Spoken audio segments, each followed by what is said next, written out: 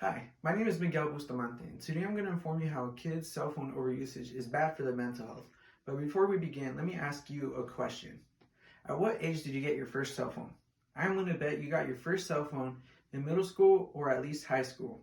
Kids nowadays get their first tablet when they're only 3 years old. And this constant cell phone and tablet usage among young kids is ruining their mental health. Not only does it cause mental problems, but it causes problems at school and problems at home. To start off, I would like to present how phone overusage among kids is causing mental problems. Firstly, attention span. Kids now have so much information given to them in bite-sized chunks, i.e. TikTok, YouTube Shorts, and even full-length videos on YouTube focus on quick dopamine rather than a steady story. This has caused kids in the classroom not to be able to concentrate on important subjects in school. Secondly, anxiety. Kids are already so emotional as is, so they need ways to be calmed down that includes being soothed in other ways than handing them a phone, because then they will rely on that phone to calm down, which causes an addiction, and when not given the phone, will throw more tantrums and outlashes. Now kids get anxiety from being away from their devices and causes mood disorders when taken away from their devices. Even away from the device, kids will still act up and throw more tantrums rather if they weren't introduced to their mobile devices. And thirdly, sleep disturbances. So we all know looking at a screen before heading to bed is bad for us. Now imagine a kid staring at a screen for up to 8 hours a day. Do you think they would get good sleep? Schools are now replacing pen, papers, and books with tablets and computers, which causes kids to already stare at a screen longer than they have to. The intense screen time from going to school and relaxing at home causes kids to be restless sleepers or just get a very low amount of sleep, especially with kids using their phone right before bedtime. It causes their circadian rhythm to be disrupted. Now that we know the mental dangers of overuse of screen time, next, let's discuss how all this has an effect on school performance. Reading. 2/3 of kids nowadays cannot read. That is according to a National Assessment for Educational Progress that says 2/3 of U.S. fourth graders are below a proficient reading level.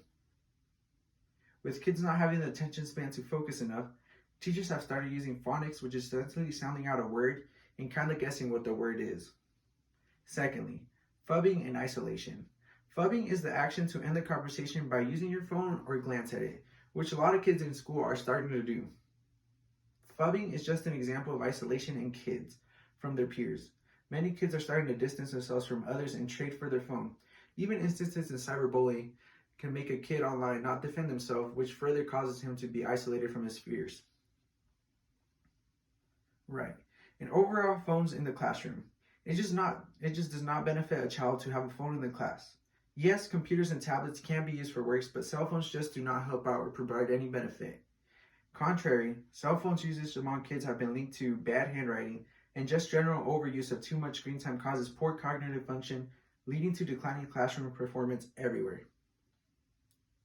Now that we have understood the effects in the classroom, finally we could talk about some personal health and family problems. Firstly, cell phones may cause cancer, especially in the young. There is evidence to believe that electromagnetic waves or radio frequency that phones give off may be harmful, more so to younger children with developing brains, which could prompt cancer later in life.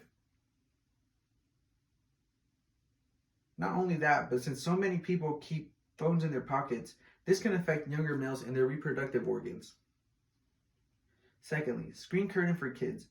There are things easily accessible for kids that they are not supposed to see. There are various things online not meant for children, but there's a very thin line that stops them from viewing that content. It can even come across unexpectedly in a YouTube video, how like a while ago, there was videos giving kids messages to kill their parents disguised as a regular kids YouTube video, like a little cartoon. There's so much content that can be harmful and can harm their way of thinking. And thirdly, reduced physical activities in kids. There's a correlation between phone use in kids and less physical activity. Research has found that these kids addicted to their cell phones had very low physical activity, whereas kids that did not use cell phones had moderate to high physical activity. This also goes back with parents not dealing with soothing the children and just letting the phone take over. In conclusion, today we talked about how cell phones more negatively impact our youth, and I hope next time you can see my viewpoint before handing that phone to a child. Thank you.